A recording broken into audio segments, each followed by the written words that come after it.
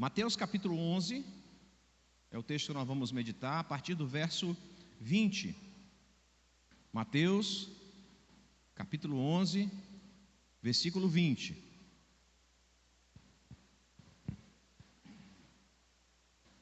Amém.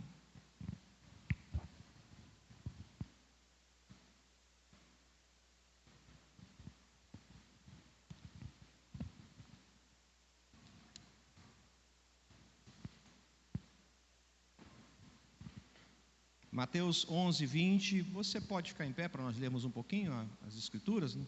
Depois você vai ficar alguns minutos sentado. Eu vou ler aqui, irmãos, na versão revista e atualizada, tá? Mateus 11, a partir do verso 20.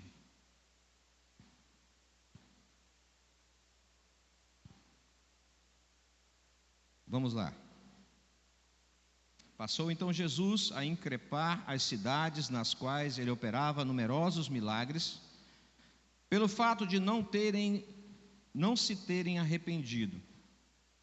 Ai de ti, Corazim, ai de ti, Betsaida, porque se em Tiro e em Sidom se tivessem operado os milagres que em vós se fizeram, há muito que elas se teriam arrependido com pano de saco e cinza. E contudo vos digo, no dia do juízo, haverá menos rigor para Tiro e Sidom do que para vós outras. Tu, Cafarnaum, elevar-te-ás porventura até o céu, descerás até o inferno, porque se em Sodoma se tivesse operado os milagres que em ti se fizeram, teria ela permanecido até o dia de hoje. Digo-vos, porém, que menos rigor haverá no dia do juízo para com a terra de Sodoma do que para contigo. Feche os seus olhos, vamos orar? Senhor Deus, muito obrigado pela tua palavra, tua rica e preciosa palavra.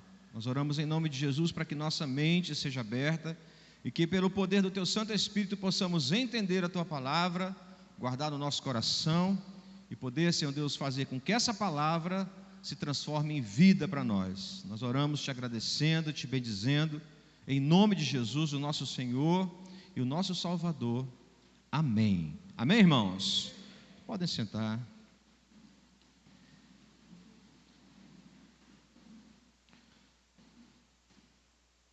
Muitas vezes a gente fica meio receoso sobre a censura. Ficamos meio apreensivos com relação a julgar alguém, avaliar uma pessoa, avaliar atitudes. Como cristãos nós temos que realmente ter um pouco de receio ou de apreensão ou de zelo com a aplicação da censura ou do julgamento. Não é para a gente sair avaliando cada tipo de pessoa, a seu nível de vida espiritual. Eu creio que isso não acrescenta muito se não for feito com muita propriedade. E quando o texto que eu li para você fala que Jesus começou a increpar, significa censurar, em avaliar algumas cidades, principalmente pelo fato da incredulidade que algumas delas expressaram, apesar de ter uma chance de conhecer Jesus com muita intensidade. Além disso, Jesus aplica algo que nós, humanamente falando, precisamos ter muito cuidado, que é a comparação. Comparação, em via de regra, em grande parte das vezes, a comparação é completamente danosa para um alerta. Então, quando se compara uma pessoa com outra, compara uma criança com outra, compara uma família com a outra, quando compara um marido com outro marido, geralmente não é muito didático. Mas Jesus aplica aqui as duas coisas realmente porque ele desejava chocar, ele desejava chamar atenção.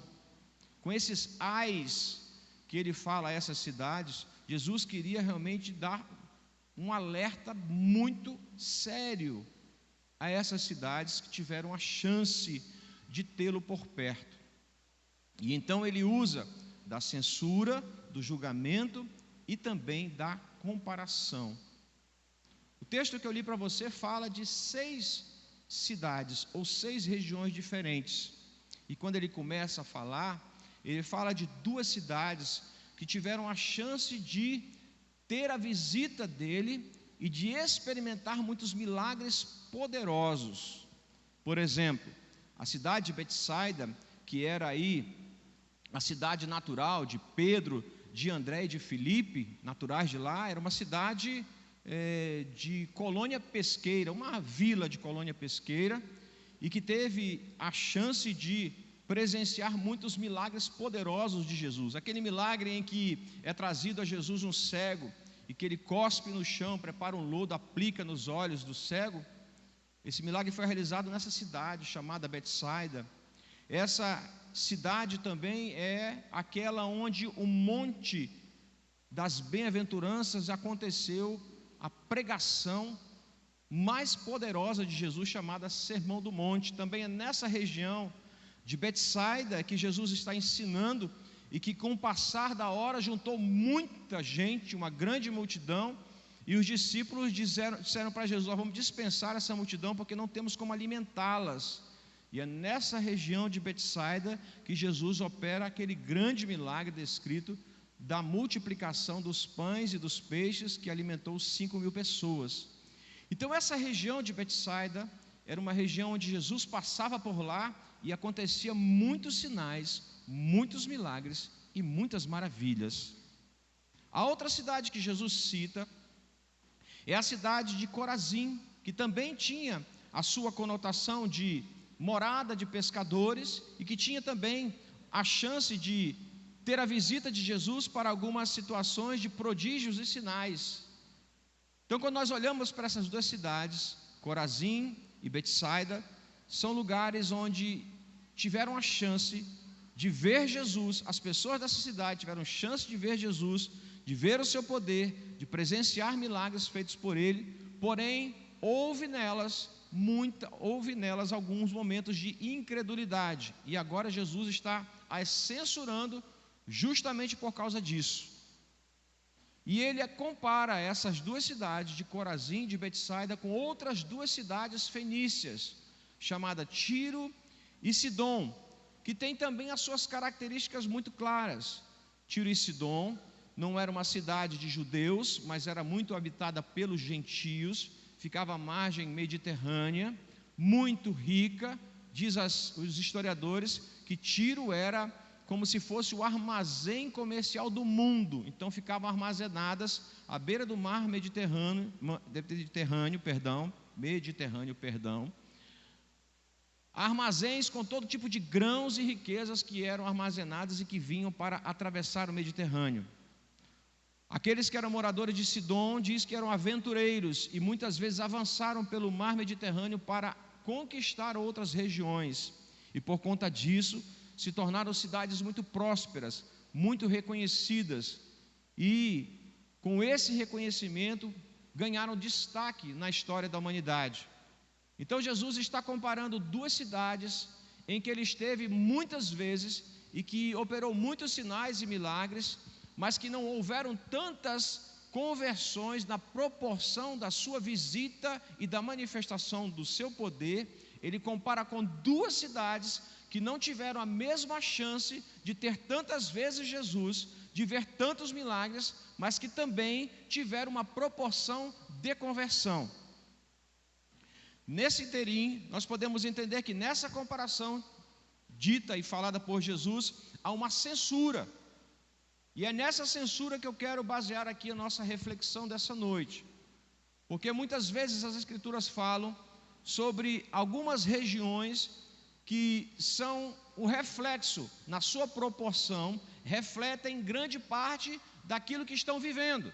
Por exemplo, no livro de Apocalipse, quando são enviadas as cartas às igrejas, às 7 igrejas do Apocalipse, aquilo que é falado ao anjo da igreja, alertado pela palavra profética, fala sobre algumas cidades: Tiatira, Filadélfia, Laodiceia, Esmirna, Éfeso. Ali eram cidades em que abrigavam cristãos, abrigavam igrejas, e que aquilo que é falado a elas, o alerta que é enviado a elas, refletia o que na proporção acontecia de pior ou de melhor nessa região. Então, quando Jesus pega também essas regiões, falando sobre Corazim e sobre Betsaida, e comparando com Tiro e Sidom, ele está falando que na proporção da chance em que essas cidades tiveram, as cidades judaicas de Corazim e Betsaida, a proporção que elas tiveram da maior presença de Jesus, de maiores sinais de Jesus e de maior conversão, não foi aproveitada. Como também em Tiro e Sidom, em que a proporção das visitas de Jesus foram menores e que as conversões também foram menores, teve uma pequena diferença no decorrer da história. Porque depois da morte de Estevão, lá em Atos dos Apóstolos cita isso, diz que a terceira viagem missionária de Paulo foi na região de Tiro e Sidom, e que lá sim nasceram igrejas que permaneceram. Porém, quando Jesus começa a falar dessas duas cidades e acrescenta a terceira cidade importante para a vida cristã, que é Cafarnaum, que forma, juntamente com Corazim, Betsaida e Cafarnaum, forma o triângulo evangelístico de Jesus. Cafarnaum é tida como quartel-general do ministério de Cristo. Jesus saía, andava pela Galileia, pela Judeia, atravessava vilarejos, mas vez ou outra voltava para Cafarnaum e lá se estabelecia por muito tempo. Em Cafarnaum, Jesus estava na sinagoga e ensinava várias vezes. Muitas vezes os fariseus confrontaram Jesus por estar justamente na sinagoga de Cafarnaum. Era nesse lugar em que Jesus lançava os seus ensinos, os seus fundamentos, e muitos milagres foram feitos em Cafarnaum. Por sinal, o primeiro milagre descrito nas Escrituras foi feito em Cafarnaum. Aquele casamento em que Jesus transforma a água em vinho foi em Cafarnaum. Então essas três cidades, Betsaida, Corazim e Cafarnaum, são as três cidades onde Jesus mais esteve, onde Jesus esteve mais presente, onde mostrou mais sinais e que esperava maior arrependimento e maior demonstração de fé.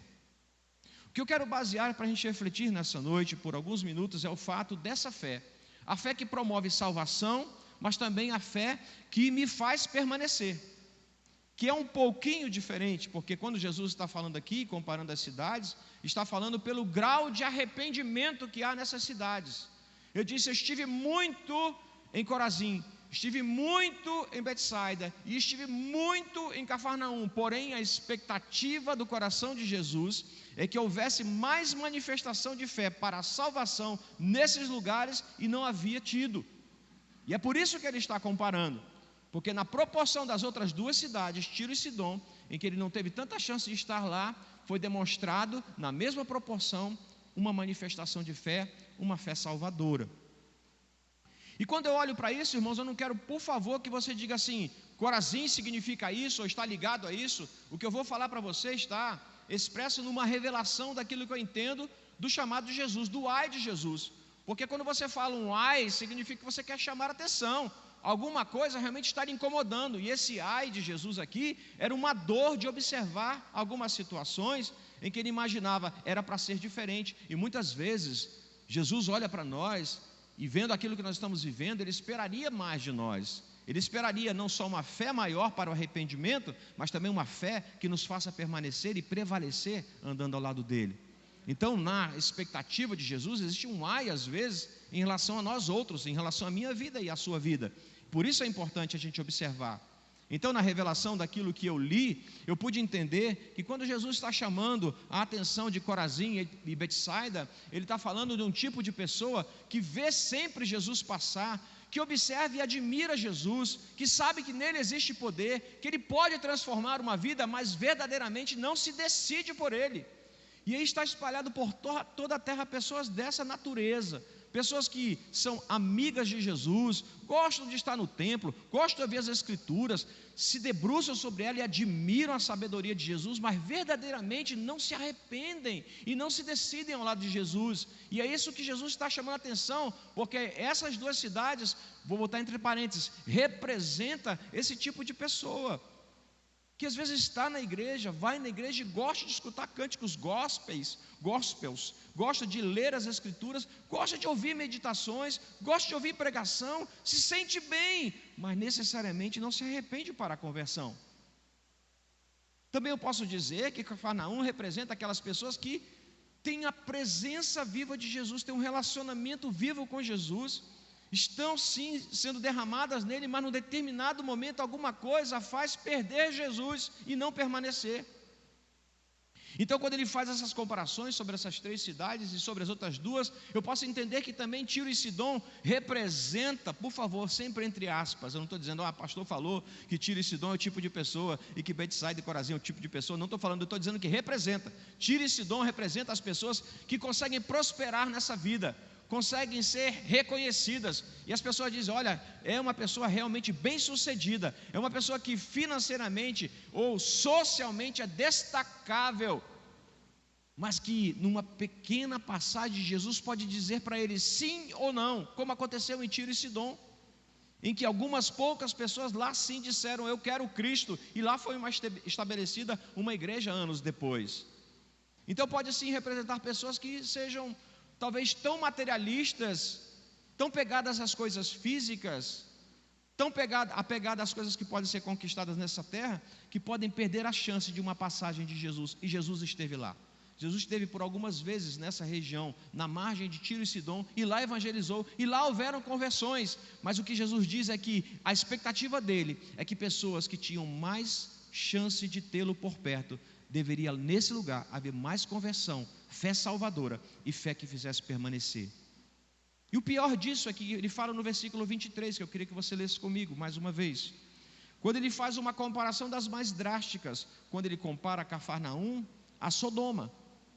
Ele diz no verso 23, por favor, leia comigo: Tu, Cafarnaum, elevar-te-ás porventura até o céu, descerás até o inferno, porque se em Sodoma se tivesse operado os milagres que em ti se fizeram, teria ela permanecido até o dia de hoje. Por favor, para aqui e olha para o pastor. O que Jesus está falando é uma comparação das mais duras a serem ouvidas.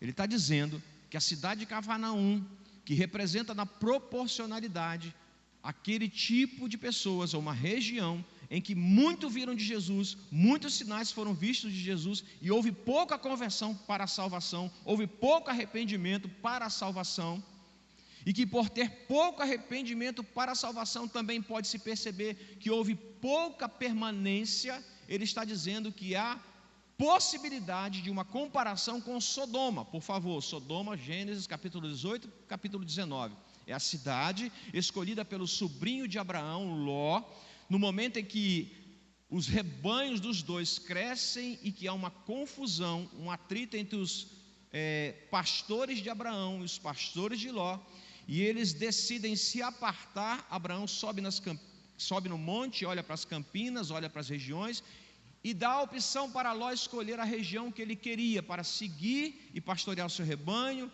e crescer e prosperar. E a região que Ló escolhe é justamente a região de Sodoma, das campinas do Jordão, rica, produtiva, porém pecaminosa.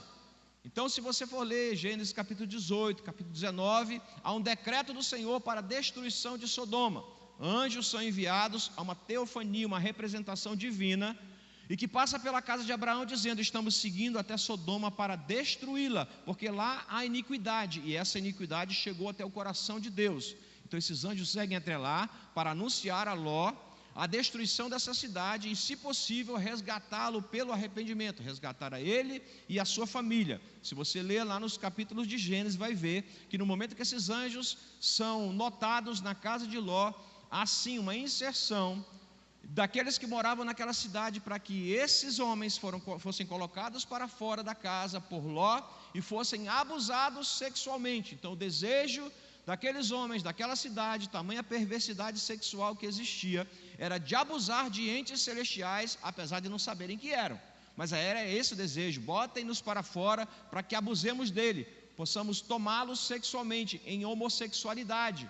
Então essa era a cidade em que Jesus está dizendo que, se tivesse tido sinais, maravilhas, milagres nessa cidade de Sodoma, haveria mais conversão, mais chance do que em Cafarnaum, onde ele esteve quase todo o tempo do seu ministério. Aqui é um grande ai, aqui é um grande alerta, porque Jesus está nos alertando sobre a possibilidade de nós, representando Cafarnaum, sermos pessoas que não perseveramos no arrependimento, não perseveramos na fé, e podemos, pensando estar no céu, e pararmos no inferno. Ele está dizendo: Cafarnaum, você que pensa que será levado às alturas, pelo contrário, será descido ao Hades. E esse é o maior engano de uma pessoa, achar que por estar no meio do povo de Deus, de estar numa igreja, de estar com a Bíblia, de ter o Salmo 91 aberto na sua sala, e de muitas outras coisas, que você está garantido na sua salvação. E Jesus está dizendo: ai, Cafarnaum, porque se Sodoma tivesse tido os milagres que teve em ti, Cafarnaum, não teria tido destruição, estaria permanecida a cidade de Sodoma até o dia de hoje. Então veja bem, se ele fala que uma cidade que era perversa sexualmente, se tivesse tido a chance de conversão, a chance dos milagres, a chance do testemunho de Jesus, essa cidade, Sodoma, estaria permanecida até o dia de hoje.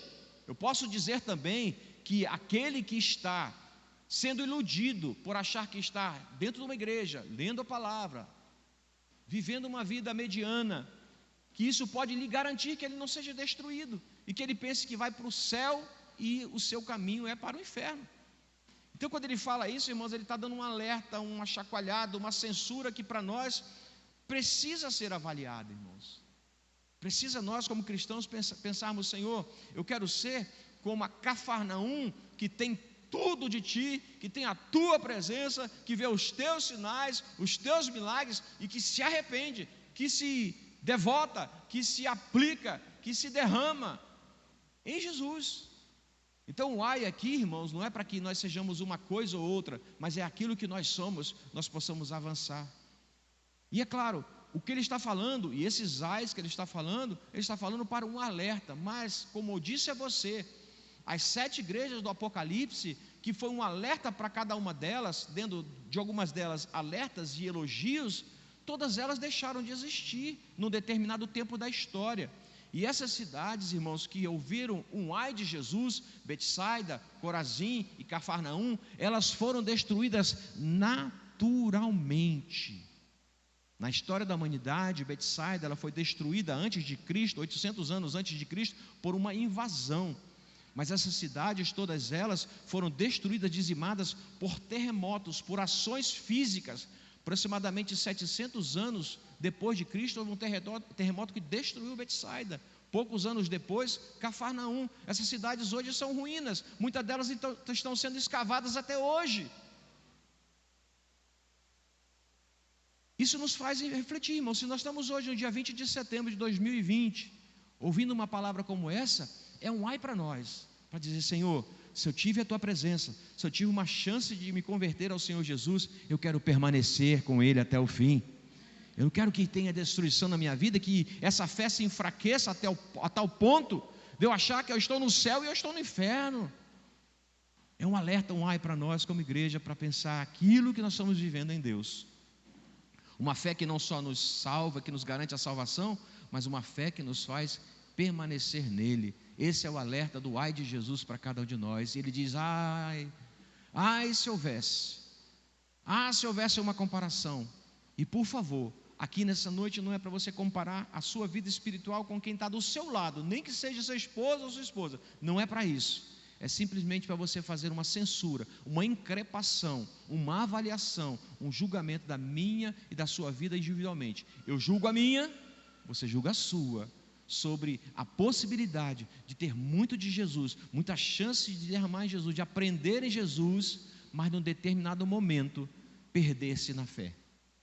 E num determinado momento ser decretada uma possível destruição da nossa vida espiritual. Muitas vezes pode ser até que as ilusões de Tiro e Sidom nos façam achar que estamos bem, estamos prosperando, está tudo equilibrado, estou bem. É a ilusão de Tiro e Sidom, que realmente eram prósperas. Mas é preciso aproveitar as oportunidades em que Jesus passa por nós, em que Jesus quer habitar em nós e quer fazer a diferença para grandes milagres. Esse é o ai de Jesus para a igreja, esse é o ai de Jesus para os seus discípulos, esse é o ai de Jesus para algumas cidades, esse é o ai de Jesus para a minha vida e para a sua vida. Um alerta, uma censura, em nome de Jesus.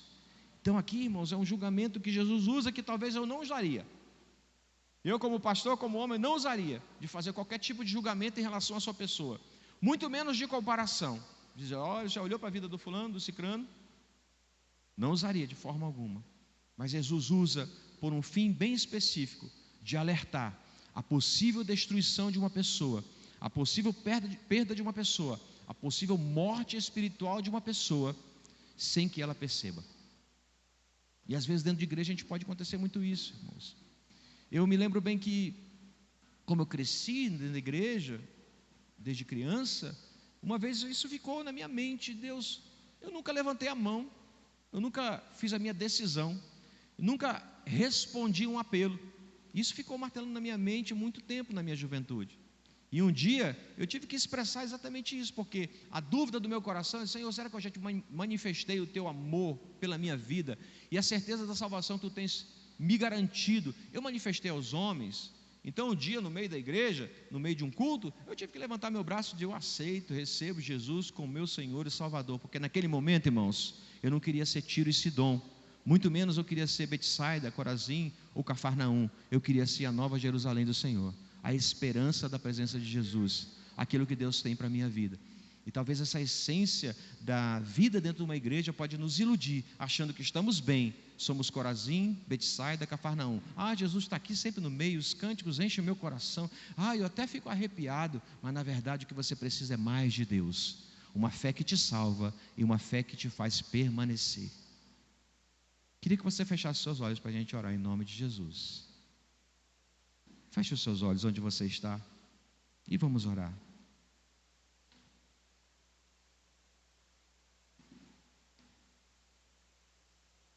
Oh, Jesus.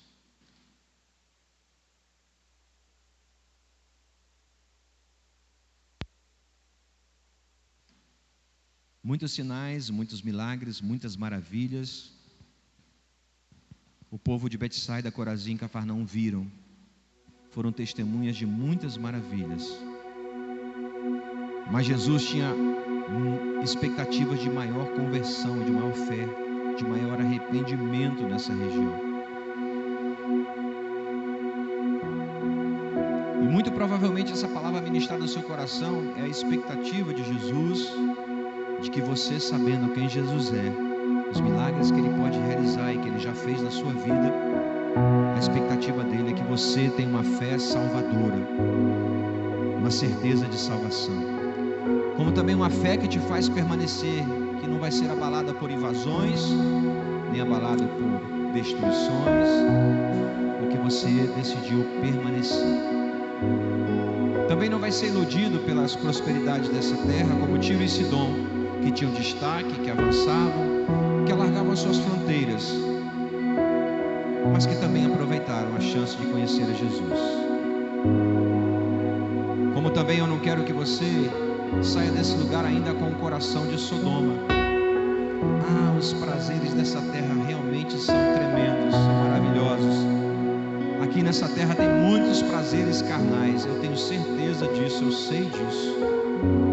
Mas Jesus fala que se houvesse milagres e sinais em Sodoma, toda a carnalidade daquela cidade, ela teria sido dizimada e que haveria salvação. Ó Senhor, nos livre de um coração carnal, um coração perverso, que nos leve à terrível destruição.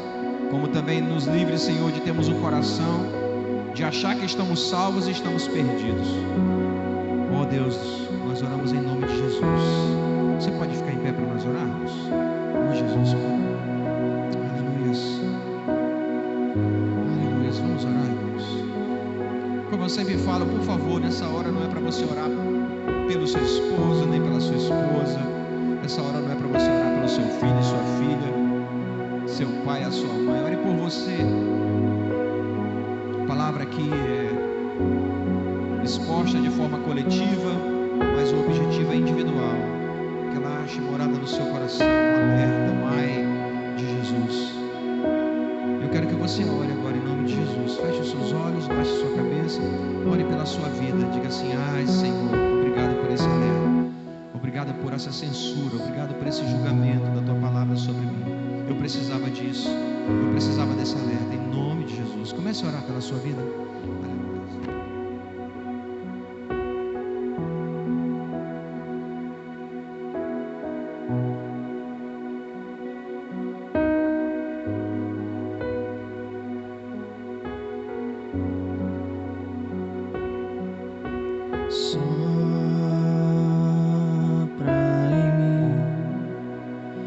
Encha-me de vida completamente.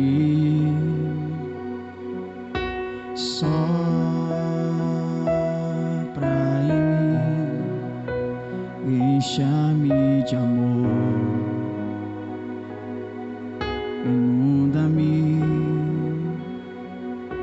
Sopra em mim, encha-me de vida completamente.